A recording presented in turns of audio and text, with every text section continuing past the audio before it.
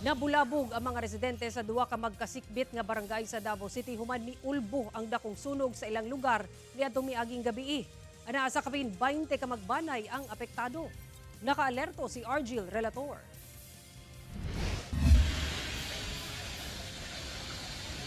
Gilamoy sa dakong kalayo kining mga balay sa boundary sa barangay 37D ug barangay 76A Davao City Miyerkules sa gabii.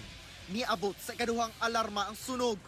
Dihang gideklarang fire out, tataw ang kadaghan sa mga balay nga naabo.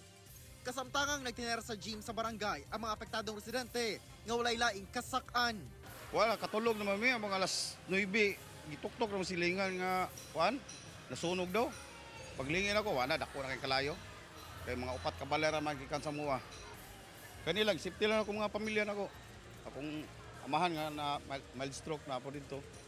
Sa inisyal nga datos sa DSWD 11, ana sa 22 ka magbanay ang apektado sa sunog gikan sa barangay 37D ug duha ka magbanay gikan sa barangay 76A. Samtang sa inisyal nga datos sa BFP, 11 ka mga balay ang naabo. Parayon ang profiling ug validation sa Davao CSWDO ug DSWD 11 sa mga apektadong residente. Nakatutok sab ang barangay sa pag-atiman sa mga panginahanglanon sa mga nasunugan. Sukad kagabi, naaman na to ang mga barangay officials.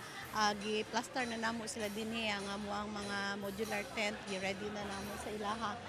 Sa mga buot muhatag o ginabang sa mga apektado sa sunog, mamahimong makig-alayon sa barangay o CSWDO.